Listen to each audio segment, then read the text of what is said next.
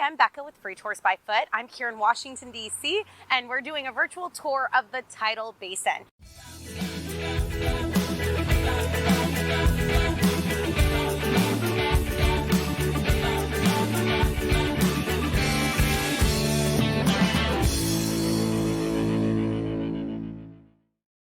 So before I start, I want to make sure that you're subscribed to our YouTube channel. We have virtual tours all over the United States and Europe, and we have a lot of great travel videos as well. So you definitely don't want to miss a single video, so be sure to subscribe. If you have any questions over the course of the tour, be sure to drop them in the comments. We're not doing this live, but I promise if you leave a question or comment, we'll respond to it as soon as we can.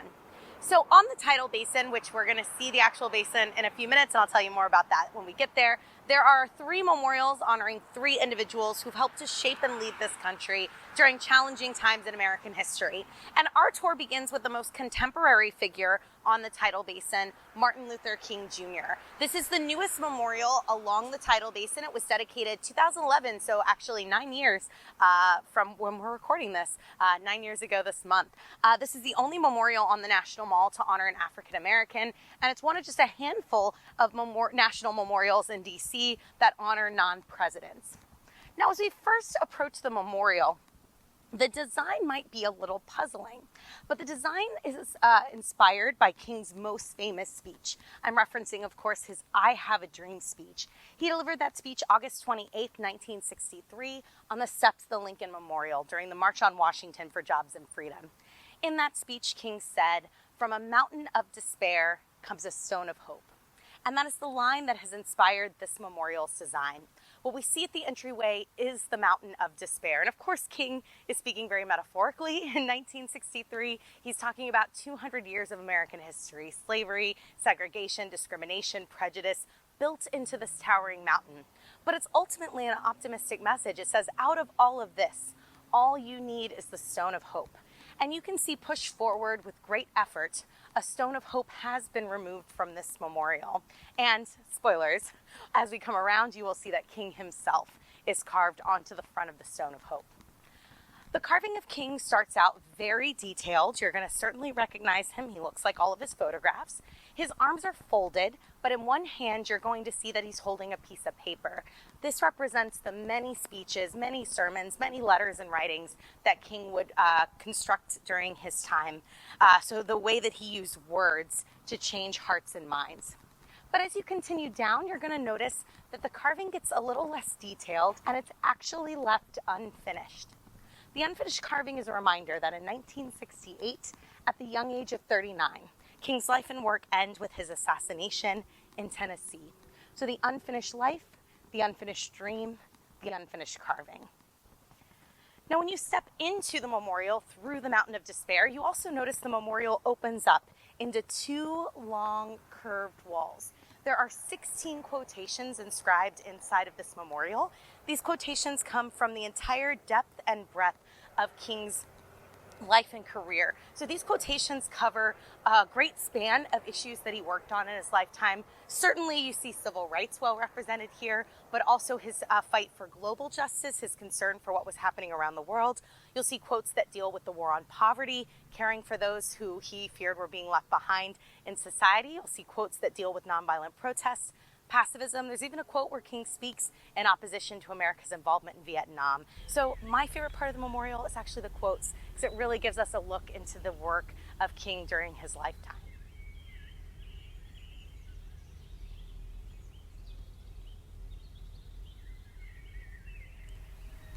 So as you enter into the King Memorial, you'll actually see the Tidal Basin itself. The Tidal Basin is this body of water. It's man-made by the Army Corps of Engineers, completed in the first part of the 20th century. It is 10 feet deep, it covers 100 acres, and every day 250 million gallons of Potomac River water flow through this basin. The Potomac River is tidal at this point, so the water flows in with the tides. So this is Potomac River water. You will see people sometimes fishing in the basin, and in the summer, you'll see people out in paddle boats enjoying the view. What really makes the Tidal Basin famous isn't the memorials that are placed here, and it isn't the basin itself. It's what's planted all the way around the basin. These are our famous Japanese cherry blossom trees. In 1912, Japan gifted us 3,000 trees as a show of friendship between our 2 countries. First Lady Helen Nellie Taft advocated for a majority of the trees to be planted along the basin. At that time, there was just a driving path here and no memorials and nothing else. So she wanted to turn this into a beautiful public park. She said every spring when the trees blossomed, it would be a beautiful sea of cherry around the Tidal Basin. And that's what happens late March, early April. Beautiful pink and white blossoms all the way around. If you want to see some video of the Japanese cherry blossoms in bloom, be sure to check out our YouTube channel. We have some really great video footage. It's fall right now, and I gotta be honest, I love fall around the basin too, because the cherry blossoms start to turn that really beautiful orangey red. So in a couple of weeks, this is gonna be perfect fall foliage.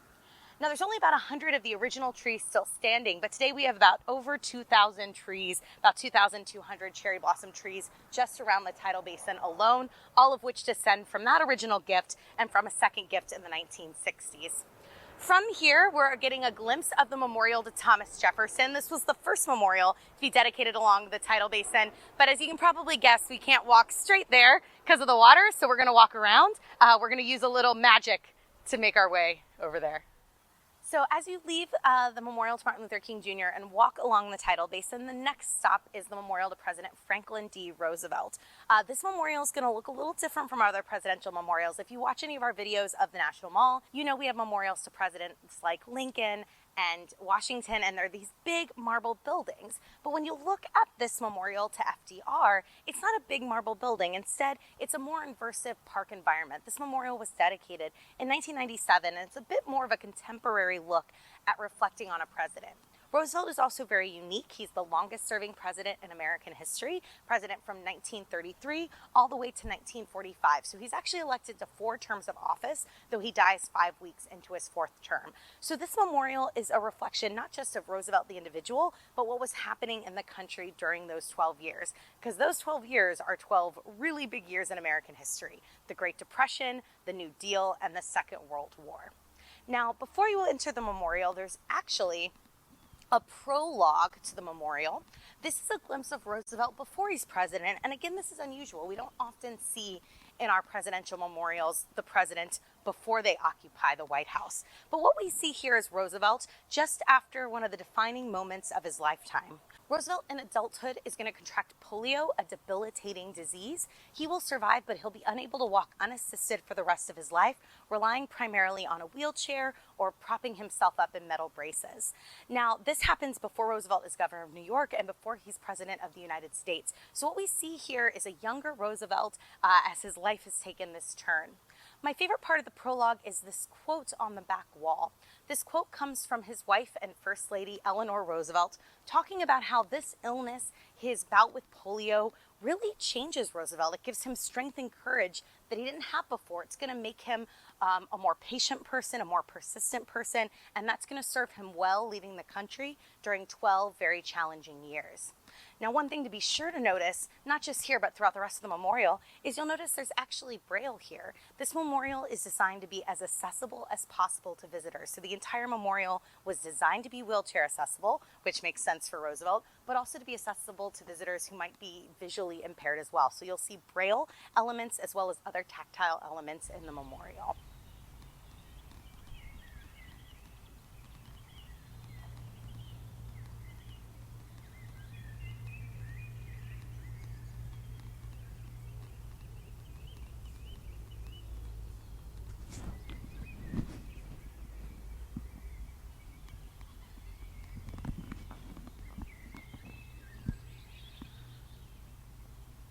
As you enter the memorial is laid out into 4 open-air rooms. They might not look like a room in a house that you're expecting, but they're sort of 4 quadrants. Each room, each outdoor space represents one of Roosevelt's terms. So as we enter, you'll see the first term denoted, and each room sort of reflects what was happening in this term. So the first room really looks at what's happening in the country when Roosevelt is elected. This is a time where the nation is at the depths of the Great Depression. People are anxious and worried. Roosevelt, in his first inaugural address, says, "The only thing we have to fear is fear itself." He then promises the country that he will pledge himself, he will pledge the country to a new deal for the American people. So we see the promise of Roosevelt in this first room, the optimism that he inspires in the American people.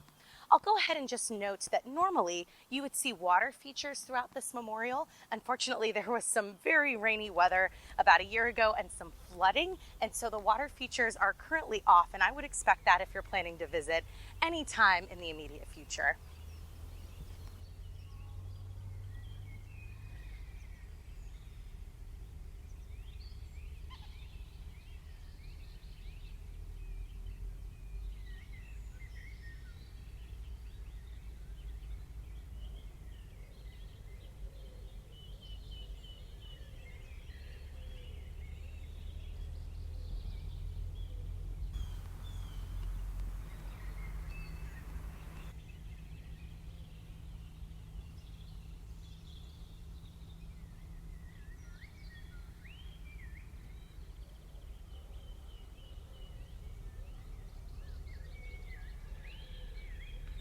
So as we enter into the second room, you're going to start to see figures of people that aren't Roosevelt. You're going to see the American people, everyday citizens. In the second term, we really see the Great Depression as it impacted everyday Americans. You'll see a man here huddled by the radio. Roosevelt was exceptionally savvy when it came to new media. He utilized his radio addresses, his famous fireside chats, to talk directly to the American people, to share information with them, talk about his policies and his plans. The American people felt like they really knew Roosevelt. He was coming into their homes, and that's one explanation for why he becomes our most elected president. Also in the second term, you'll see these men standing here in a bread line.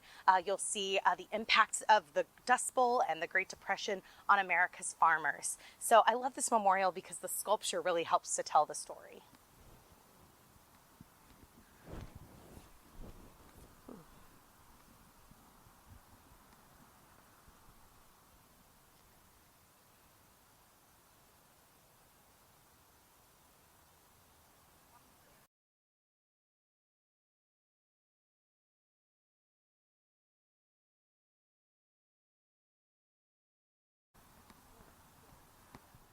In a continuation of the second term, you're going to see these industrial rollers matching up to the panels here on the wall, showing America at work through the New Deal. The New Deal was a series of economic and social programs designed to get Americans back to work. It's a great tactile element, really fun for when children and students visit. There's also usually a great water feature here, a reference to the Civilian Conservation Corps, putting Americans to work doing conservation projects across the United States.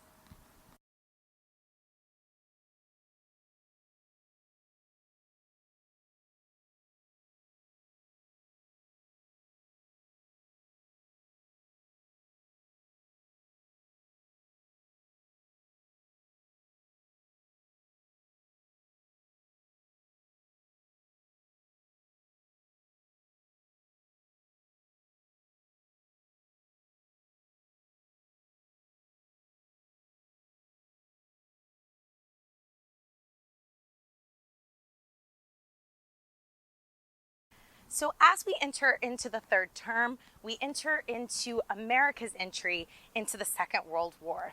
The United States is initially isolationist at the beginning of World War II, holding off and engaging fully in the war, although we do lend support, as Roosevelt's quoted here, as the great arsenal of democracy.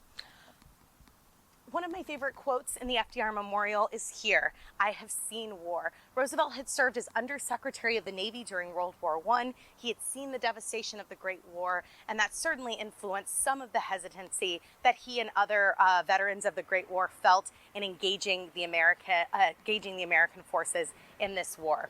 Of course, if you look around, you can see the rubble here.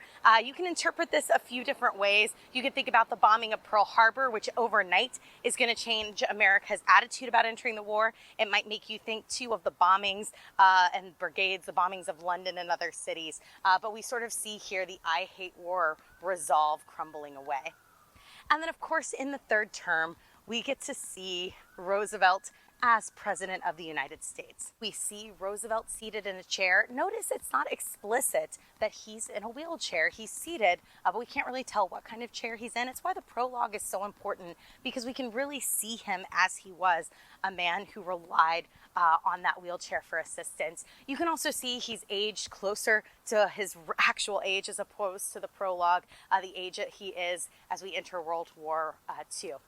And of course, in this presidential memorial, you might expect we're in the World War II section. Maybe there would be a member of his cabinet or a World War II general here, but there's not. This is his Scottish Terrier, Fala. Fala was a gift from his cousin. Fala was exceptionally popular.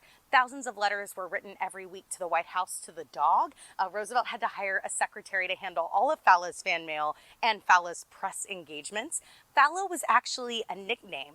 The dog's full name is Murray the Outlaw of Fala Hill, which is a very long name for a dog, so it's Fala for short. And as you can probably see, everybody rubs Fala's ears for good luck.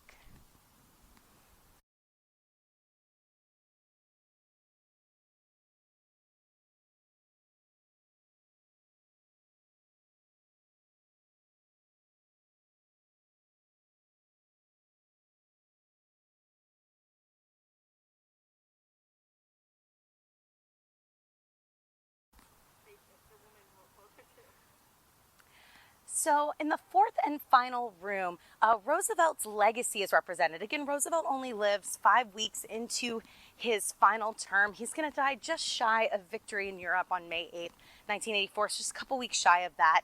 So in this room, we see quotations spanning Roosevelt's entire presidency. We see the impact of his legacy. There's a timeline of his life. And of course, we see the mourning surrounding Roosevelt's death. Roosevelt, for many Americans, represented getting out of the Depression. He represented kind of a new deal, new time for the American people. So I love this representation of everyday Americans mourning the loss of FDR. And then finally, in this memorial, this is the only presidential memorial to include a statue of a First Lady. First Lady Eleanor Roosevelt is included in this memorial. She's going to outlive FDR by more than 20 years. She was our first modern First Lady. She was really actively engaged as First Lady, having political causes. She traveled all around the country. FDR considered her his eyes and ears because of her ease of travel. She wrote a daily newspaper column that was syndicated across the country. She made radio addresses. She did public events. So she was really a woman of the people and out with the people.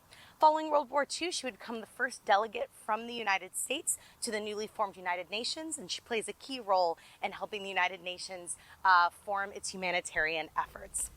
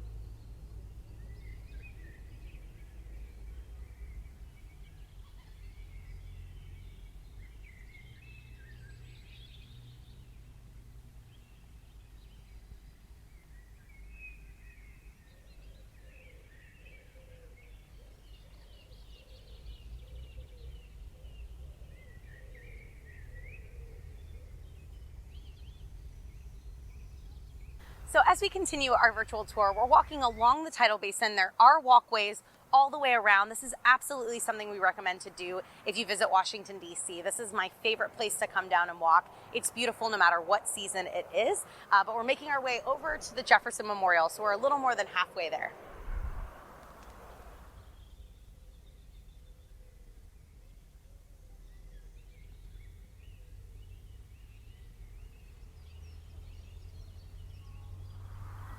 So our final stop along the Tidal Basin is the Memorial to Thomas Jefferson. Jefferson's our 1, 2, 3 president. He's the first Secretary of State, second Vice President, and third president. This memorial was dedicated in 1943 on the 200th anniversary of Jefferson's birth.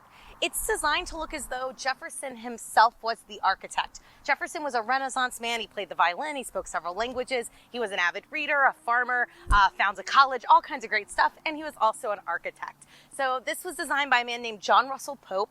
His buildings are pretty prolific in Washington, D.C. He also designed the National Archives, National Gallery of Art, and many buildings along Embassy Row. Now, you're looking at this and probably going, hey, this is not so neoclassical. I was expecting something a little more impressive. The scaffolding hurts a little bit here. The scaffolding is part of a restoration to this memorial. This marble is 80 years old, and they were having trouble with what I call a slime, but I think what science actually calls a biofilm. And this black biofilm was attaching itself to the marble. They've been using a laser removal technique to clean and repair this marble, and then while they've been up there, fixing parts of this memorial that need repair. So hopefully in a few months, we're gonna start to see this last bit of scaffolding coming down. But the good news is we can still go inside.